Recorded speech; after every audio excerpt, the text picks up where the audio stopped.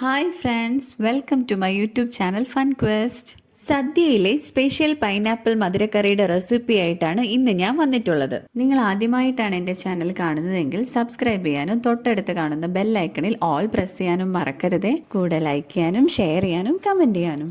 അപ്പോൾ നമുക്ക് video start ചെയ്യാം. ഏകദേശം 1 കിലോയിലധികം വരുന്ന ഒരു പൈനാപ്പിളാണ് ഞാൻ ഇതിനു വേണ്ടി എടുത്തിട്ടുള്ളത്. ഇത് കട്ട് ചെയ്ത് വൃത്തിയാക്കി വരുമ്പോഴത്തേക്കും ഒരു 1/2 കിലോ പൈനാപ്പിളാണ് നമ്മൾ കറി വെക്കാനായിട്ട് എടുക്കുന്നത്. തൊലി ചെത്തി കളയുമ്പോൾ പുറത്തൂടെ കാണുന്ന ആ കറുപ്പ് ഭാഗവും കൂടെ ക്ലീൻ ചെയ്ത് ഒഴിവാക്കണം. അതുപോലെ ഇതിന് നടുക്കൂടെയുള്ള കട്ടിയുള്ള ഭാഗവും നമുക്ക് ഈ കറി വെക്കാൻ ആവശ്യമില്ല.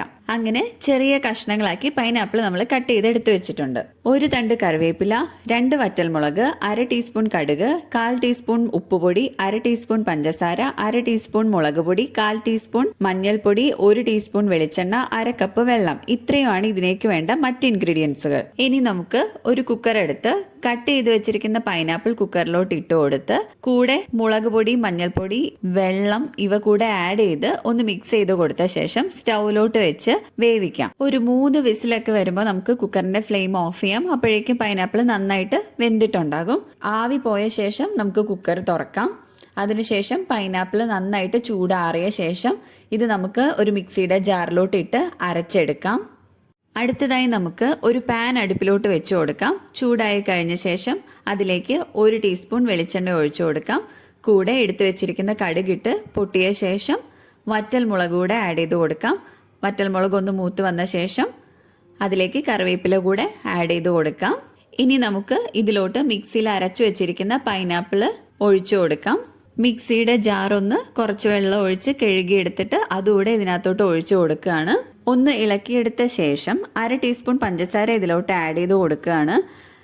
അത്യാവശ്യം മധുരമുള്ള പൈനാപ്പിൾ ആയതുകൊണ്ട് 1/2 ടീസ്പൂൺ മാത്രമേ ഇതിൽ ആഡ് ചെയ്യേണ്ടി വന്നിട്ടുള്ളൂ. നിങ്ങൾ എടുക്കുന്ന പൈനാപ്പിളിൻ്റെ മധുരത്തിനും പുളിക്കും അനുസരിച്ച് പഞ്ചസാരയുടെ അളവ് കൂട്ടുകയോ കുറയ്ക്കുകയോ ചെയ്യാവുന്നതാണ്. മധുരം ബാലൻസ് ചെയ്യാനായിട്ട് ഒരു 1/4 ടീസ്പൂൺ ഉപ്പ് പൊടി കൂടെ നമുക്ക് ഇതിലോട്ട് ആഡ് ചെയ്ത് കൊടുക്കാം. പൈനാപ്പിൾ മധുരക്കറി എന്നാണ് പറയുന്നതെങ്കിലും സദ്യയിലെ ഒരു സൈഡ് ഡിഷായിട്ടാണ് നമ്മൾ ഈ കറി വിളമ്പുന്നത്. ഈ ഒരു കറി ഉണ്ടാക്കി ഫ്രിഡ്ജിൽ സൂക്ഷിച്ച് വെച്ചിട്ട് ഉപയോഗിക്കുകയാണെന്നുണ്ടെങ്കിൽ നമുക്ക് ഒരാഴ്ചയോളമൊക്കെ ഈ ഒരു കറി ഉപയോഗിക്കാവുന്നതാണ്. ഈ കറി ഇപ്പം നന്നായിട്ട് വെട്ടിത്തിളച്ച് നല്ല തിക്കായിട്ട് വരുന്ന സമയത്ത് നമുക്കിതിൻ്റെ ഫ്ലെയിം ഓഫ് ചെയ്യാം. വളരെ ടേസ്റ്റി ആയിട്ട് എളുപ്പത്തിൽ ഉണ്ടാക്കിയെടുക്കാൻ പറ്റുന്ന ഒരു ഡിഷാണിത്. ഈ റെസിപ്പി നിങ്ങളെല്ലാവരും ട്രൈ ചെയ്ത് നോക്കണം. വീഡിയോ ഇഷ്ടമായെങ്കിൽ എല്ലാവരും ലൈക്ക് ചെയ്യാനും ഷെയർ ചെയ്യാനും കമൻറ്റ് ചെയ്യാനും മറക്കരുതേ. Thanks for watching.